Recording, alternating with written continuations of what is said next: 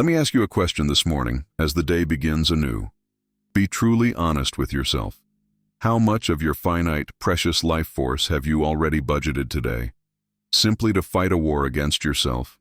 Before your feet even touched the floor, you felt it, didn't you?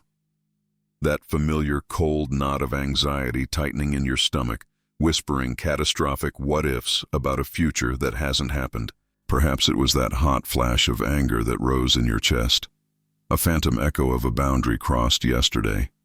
Or maybe it was the heavy gray blanket of sadness, that quiet ghost that tries to pull you back into the perceived safety of your bed. And what was your first, deeply conditioned instinct? The one drilled into us by a society that is terrified of discomfort. It was to run, to numb, to suppress, to fix. We have become masters of the art of self-abandonment.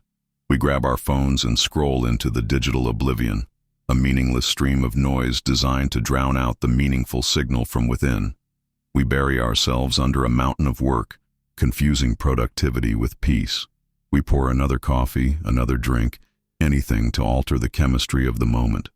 We stretch our lips into that strained, painful smile and perform the great lie of our age. I'm fine, just positive vibes only. We treat our own inner world like a hostile battlefield, launching a relentless, exhausting war against our own feelings. But this is a war you can never win. You can only lose yourself fighting it. Because here is the shocking biological truth that our culture so desperately tries to ignore. A suppressed emotion never dies. It is buried alive. And when you bury something alive, it does not rest. It claws its way out sideways. It metastasizes in the darkness of your body, becoming the nameless ache in your back, the chronic fatigue that no amount of sleep can cure, the constant digestive issues, the weakened immune system that leaves you vulnerable to every passing illness. It leaks out as biting sarcasm, as passive aggression, as sudden, disproportionate outbursts of rage over something trivial. You are not angry about the traffic. You are releasing the unfelt rage from a decade ago. The energy of that unfelt emotion gets trapped in your nervous system, creating a permanent low-grade state of fight or flight. The very thing you are trying to escape becomes the architecture of your prison. But what if this entire paradigm is wrong? What if these so-called negative emotions are not enemies to be destroyed, but are actually sacred messengers, delivering critical life-saving intelligence from the deepest, wisest parts of your being? Think of your anxiety. It is not a weakness. It is your soul's most vigilant scout, sent ahead onto the path of your life to check for danger. It doesn't come to torment you. It comes to ask you with love. Are you truly prepared? Is this path aligned with your truth? Is there something you need to see before you take another step? Think of your anger. It is not a character flaw. It is the guardian of your dignity, the sacred fire of your life force rising up to say no.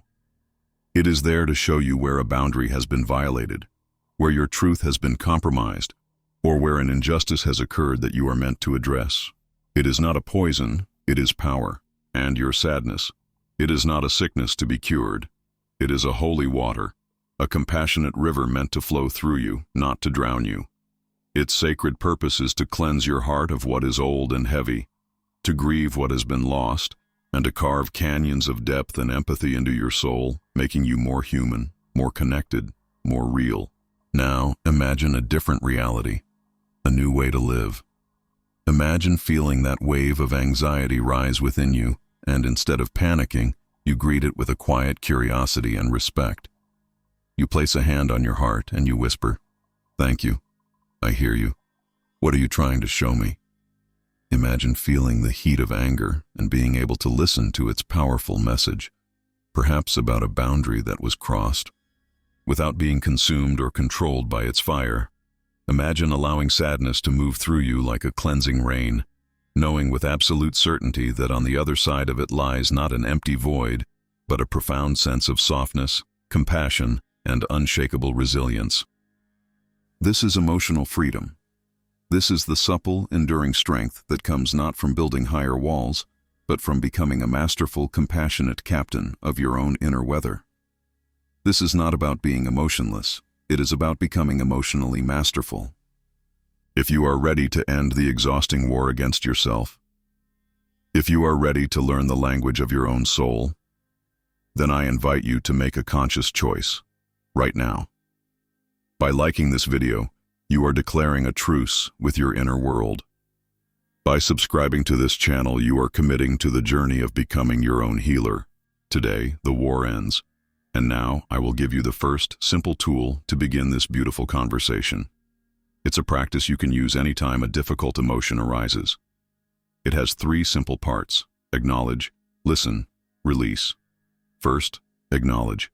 Simply name the feeling without judgment. There is anxiety. I see you, anger. By naming it, you separate yourself from it. You are not the storm, you are the sky holding the storm. Second, listen. Get curious. Ask the emotion, what is your message for me? What are you trying to protect me from? What boundary was crossed? You may not get a clear answer immediately, but the act of asking changes your relationship with the feeling from one of resistance to one of reverence. And third, release. This doesn't mean pushing it away. It means giving the energy away to move through your body. Put your hands on your heart and breathe deeply. Go for a walk. Write it down. Allow yourself to cry if tears come. You are simply allowing the messenger, having delivered its message, to continue on its journey. Acknowledge. Listen. Release. This is not a quick fix. It is a sacred practice. It is the path to healing. Welcome to your daily calm energy dose. And this aversion we have to our own inner world, this fear of our own feelings, is not our fault. It is a deeply learned behavior. But I need you to hear this with absolute clarity. While the behavior is learned, the consequence of suppressing our emotions is a hard, undeniable biological fact. Let's look at the pure science of it. Every emotion you have ever felt, from the lightest flicker of joy to the deepest ache of grief, is fundamentally a neurochemical event. When an event in your life, or even just a thought in your mind, triggers an emotional response, your brain releases a cascade of specific molecules. These molecules, these chemical messengers, rush through your body and create a very real, very physical sensation. And here's the secret that nature has hidden in plain sight. A concept explored beautifully by brain scientist Dr. Bolte Taylor. This entire cycle, from the initial trigger to the chemical rush to the physical sensation, is designed by our magnificent biology to last only about 90 seconds. Think of it like an ocean wave. It gathers energy, it rises to a peak, it crashes on the shore, and then it recedes back into the ocean. That's it. 90 seconds. If we simply allow the emotion to move through its natural life cycle, if we can have the courage to acknowledge it and feel the physical sensations without judgment, without telling ourselves a story about it, the energy completes its circuit. It is released. And the body, in its infinite wisdom, returns to a state of balance, or what scientists call homeostasis. But what do? We see the wave coming, and instead of learning to surf, we try to build a wall of sand to stop it. When we resist an emotion, when we tell ourselves, I shouldn't feel this, or we immediately grab our phone to distract ourselves, we interrupt this elegant chemical process mid-cycle. We essentially trap those stress chemicals like cortisol and adrenaline in our tissues. We freeze the wave at its peak. And this leads us to the work of the brilliant therapist and trauma expert, Peter Levine, and his field of somatic experiencing. He explains, with profound clarity, that this trapped survival energy is the very root of trauma and chronic stress. It doesn't just disappear, it stays in the body, keeping the nervous system perpetually humming in a state of high alert. It's the reason you feel exhausted but can't sleep. It's the reason you jump at loud noises. It's the low-grade static of, I am not safe, playing on a loop in the background of your life. You have trapped the energy of a past threat inside your present moment biology. And this brings us to the ultimate paradigm shift, powerfully articulated by psychologist Dr. Susan David in her work on what she calls emotional agility. She posits that we have been using our emotions completely wrong. She says that emotions are not directives. They are data. They are your soul's feedback system. They are your personal internal compass, giving you the most vital information you could ever need for navigating your life. Think about it. Your anger is not a command to lash out. It is data that one of your core values, perhaps your need for respect, has been violated. Your sadness is not a command to give up.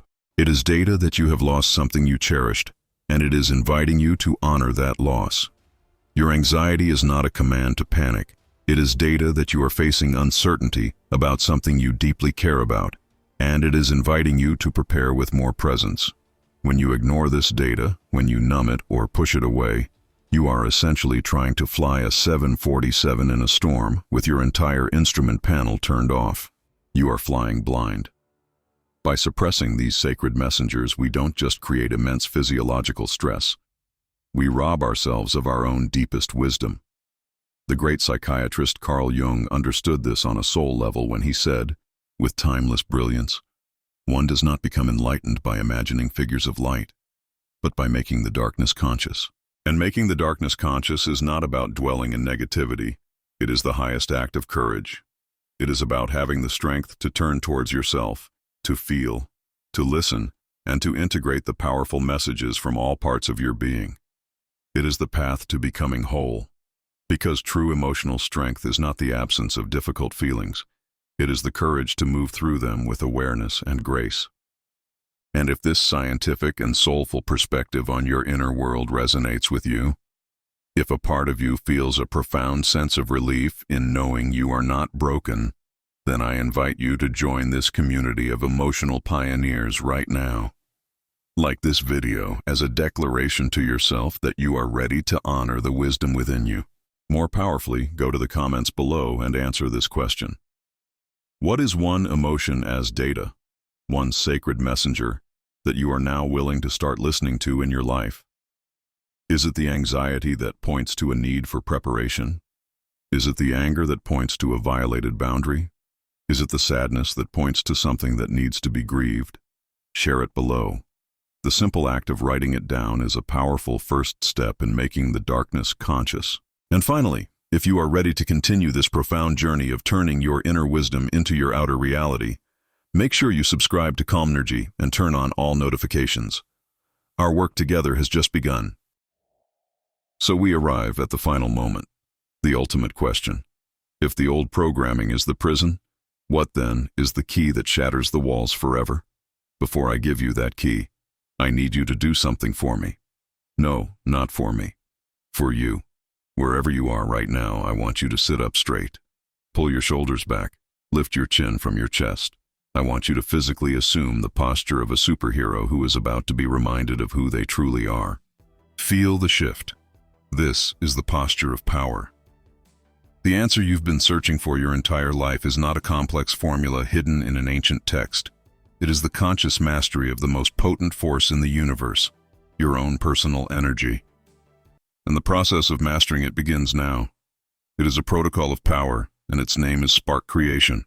It begins with the power you already possess, the power to command stillness. You have the ability, with nothing but your own breath, to step out of the hurricane of the analytical mind and into the calm, all-knowing eye of the storm. This is not passivity. This is you stepping into the control room of your reality, where you access your true, raw energy. And in that pristine silence, you wield your second power, the power of divine choice. This is the moment you stop being a beggar and become a creator. You do not hope for a new belief. You declare it as your new law. You choose the script. And you don't just think it. You ask your soul the most important question. What is the raw, undeniable energy of this new reality being true? Is it the kinetic energy of freedom? The magnetic energy of love? The solid gold energy of wholeness? You identify that frequency. And then, you become the generator. You tap into the third power, the power of emotional alchemy. This is where the warrior is forged. This is where you stop waiting for an external event to give you a feeling, and you start manufacturing the raw, creative energy of your future reality within the furnace of your own heart. You fan that spark of gratitude, that ember of invincibility, into a roaring fire. This feeling is not a mood. It is a biological command. It is pure, creative energy. And finally, You take that coherent, powerful, elevated energy, and you unleash it. This final, most sacred act. This is spark creation. This is the moment of ignition. This is the instant the blueprint becomes the building. This is the flashpoint where your inner energy commands the outer world to bend to its will. You are no longer asking for a new reality. With the full force of your being, you are broadcasting it into existence. This is spark creation. This is the solution. This is how you shatter the chains of your past. This is how you move from being a victim of your biology to the architect of your destiny. And to seal this transformation, to make this moment a permanent anchor point in your timeline, you will perform your first conscious act of spark creation right now. Go to the comments section. With the power and authority of the superhero you have just remembered you are, make your declaration. Write these two powerful words, spark created. This is not just a comment. This is your digital handshake with your new destiny. This is you logging your first successful act of creation for the universe to witness. This is the proof that you hold the key. The search is over. Your power was never gone. It was merely waiting. Now go and create worlds. Your daily dose is complete. The real transformation begins now when you take this energy into your day. Carry it with you. And remember, just like we learned as children through repetition, our mental codes are written the same way. This daily practice is the most important tool for change. Your inner state creates your outer world. I'll see you tomorrow.